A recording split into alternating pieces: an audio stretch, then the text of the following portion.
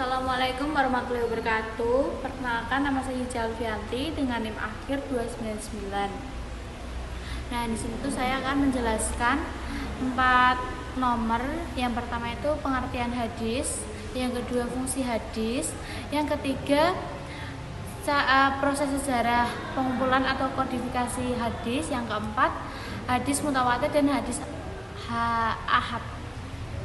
Nah, selanjutnya yaitu pengertian dari hadis. Nah, secara bahasa, hadis itu berarti baru, dekat, atau berita. Secara istilah, hadis adalah segala sesuatu yang berasal dari Nabi Muhammad, baik berupa ucapan. Ucapan sendiri itu ada perkataan atau sabda Nabi. Yang kedua, perbuatan atau tindakan perilaku Nabi. Yang ketiga, persetujuan atau penetapan. Itu sendiri sikap Nabi yang mendiamkan, menyetujui atau tidak mengingkari suatu perbuatan atau ucapan sahabat. Yang keempat, sifat, gambaran fisik atau akhlak Nabi. Atsar secara bahasa berarti bekas atau sisa. Setelah istilah terdapat 2 pandangan. Pandangan pertama, pandangan mayoritas ulama hadis sama dengan hadis, yaitu mencakup segala yang berasal dari Nabi. Yang kedua, pendapat ulama fikih atau khurasan, khusus merujuk pada perkataan, perbuatan, dan ketetapan yang berasal dari sahabat atau orang yang bertemu Nabi dan bertemu sahabat. Dalam konteks ulumul hadis, pengertian kedua ini saling lebih digunakan untuk membedakan dari hadis Nabi. Kedua, fungsi hadis terhadap Al-Quran. Hadis memiliki kedudukan sebagai sumber hukum Islam kedua setelah Al-Quran.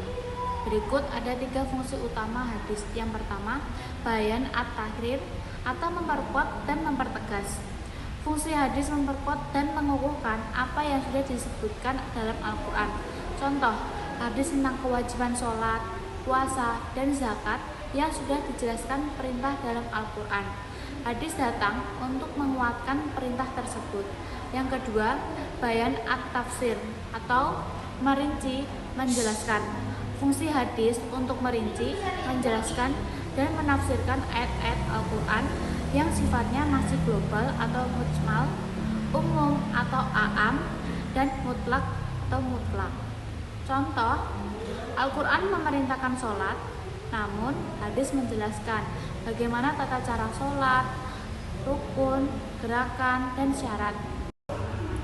Contohnya yaitu Al-Quran memerintahkan sholat, namun hadis menjelaskan pelaksanaan sholat. Al-Quran mewajibkan zakat, hadis menjelaskan jenis harta, nisab, dan kadar yang diwajib keluarkan. Nah, tadi yaitu fungsi ketiga, hadis bayan at-tasyir, menetapkan hukum baru. Fungsi hadis untuk menetapkan hukum atau ajaran baru yang belum disebutkan secara eksplisit dalam Al-Quran. Contohnya, hukum pengharaman memakan daging kedelai jinak atau hukum tentang hak waris bagi seorang nenek.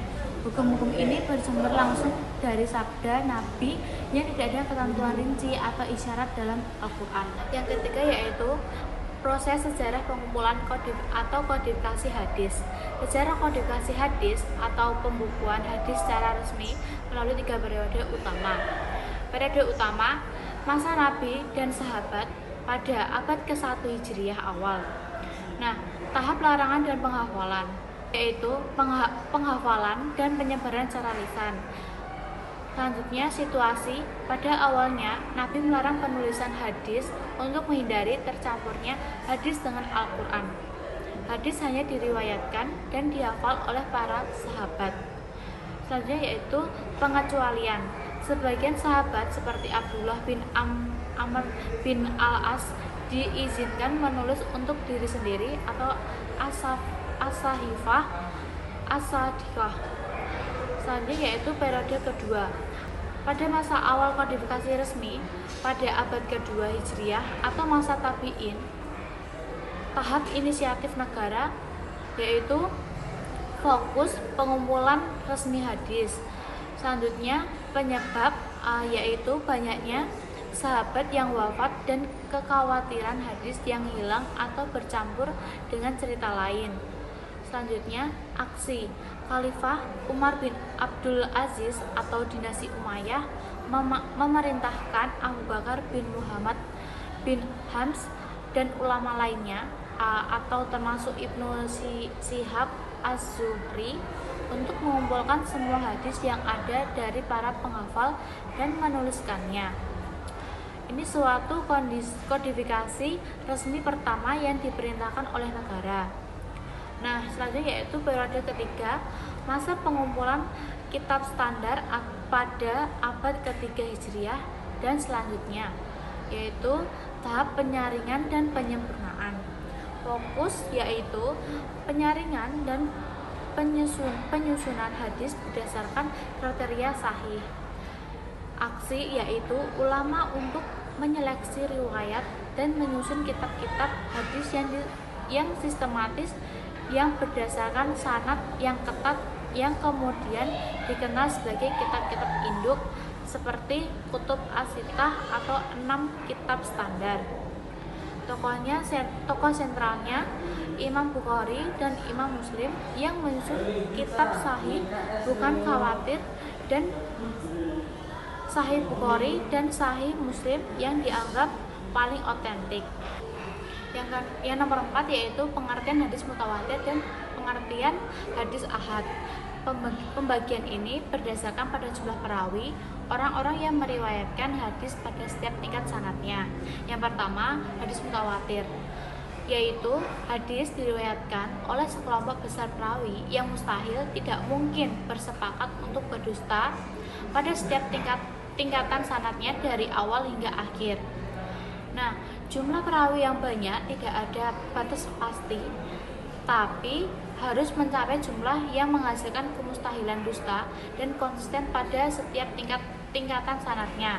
Kedudukan hadis mutawatir yaitu menghasilkan ilmu daruri atau pengetahuan yang pasti. Hukumnya wajib diamalkan tanpa perlu meneliti keadilan dan kecacatan perawinya secara dalam.